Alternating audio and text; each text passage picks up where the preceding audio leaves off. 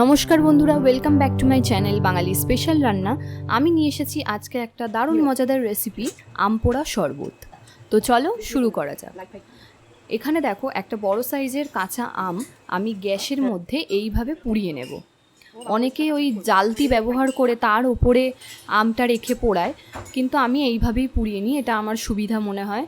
তো তোমরা তোমাদের যেরকম সুবিধা হবে সেইভাবেই পুড়িয়ে নেবে।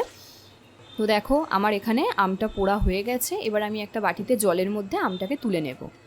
আর এখানে যে লঙ্কা আমি দুখানা নিয়েছি সেটাও গ্যাসের মধ্যে পুড়িয়ে নেব। এটা কিন্তু আম পোড়া শরবতের একটা স্পেশালিটি। যেহেতু পোড়া কথাটা আছে, সেইটার সঙ্গে মানে সেই কথাটার ওপর বেস করে সব কিছুই পোড়া পোড়া জিনিস দিয়েই হবে। লঙ্কাটাও যদি পুড়িয়ে নাও টেস্ট আরও সুন্দর হবে। তো দেখো এখানে আমটা আমার পোড়ানো হয়ে গেছে।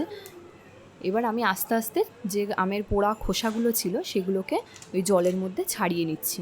খুব গরম ছিল, ধরতে একটু অসুবিধাই হচ্ছিল। এটা এডিট করে দেওয়া বলে এত তাড়াতাড়ি লাগছে। তো ভেতরের পোর্শনটা না, বাইরের পোর্শনটা আমার একটু সেদ্ধ হয়েছিল, আমি বুঝতেই পারছিলাম, কিন্তু ভেতরে যে আটির কাজটা, এই যে এখানে দেখো তোমরা দেখলে বুঝতে পারবে, ওপরের পোর্শনটা সেদ্ধ হয়ে গেছিলো, কিন্তু ভেতরের পোর্শনটা একটু শক্ত ছিল, মানে আরও কিছুক্ষণ আমাকে ওভেনে রাখতে হতো। তো আমার সময় ছিল না, সেই জন্য আমি এইভাবেই একটু টিপে টিপে বার করে নিয়েছি পাল্পটাকে। আর বাদবাকিটা আমি ওই যে ছুরির সাহায্যে এপিট ওপিট কেটে নিয়েছি। জানি এটা তো মিক্সারেই যাবে, তো জিনিসটা অল্প হলেও তো সেদ্ধ হয়েছে না। তো দেখো এখানে একটা মিক্সার জার নিয়ে নিয়েছি। এবার এর মধ্যে যে আমের পাল্পটা বের করেছি সেইটা দিয়ে দেব। গরমকালে এই আম পোড়া শরবতের রেসিপিটা খেলে জাস্ট অসাম লাগে। তো দেখো এখানে যে পোড়া লঙ্কাগুলো আমি পুড়িয়ে নিয়েছিলাম সেইগুলো এর মধ্যে দিয়ে দেবো। ঝালটা তোমরা তোমাদের পরিমাণ মতো দেবে, কারণ আম পোড়া শরবতে না বেশি ঝাল দিলে ভালো লাগে না। এবার এর মধ্যে দিয়ে দেবো ধনেপাতা কুচি।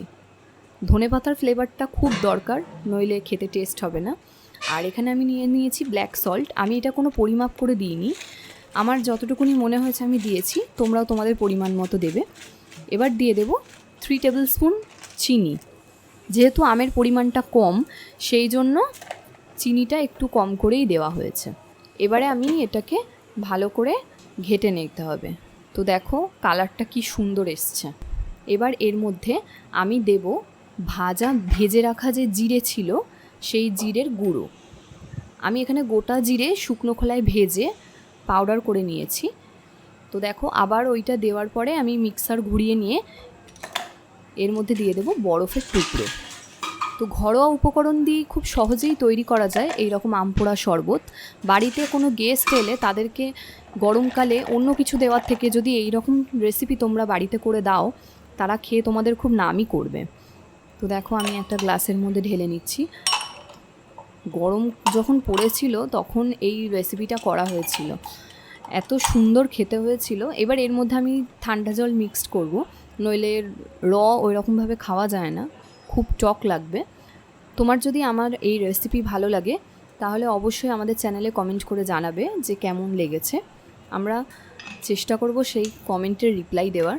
আর অবশ্যই আমাদের চ্যানেলটিকে সাবস্ক্রাইব করবে, লাইক করবে, শেয়ার করবে। এই যে চামচ দিয়ে আমি ঘেটে নিলাম যাতে মিক্সড হয়ে যায় ভালো করে। এটা এবার খাওয়ার জন্য রেডি। এটা গার্নিশিংয়ের জন্য আমি 2টো ধনেপাতা এরমভাবে ছাড়িয়ে রেখেছিলাম, এটা বারবার পড়ে যাচ্ছিল। তো চলো, থ্যাংক ইউ।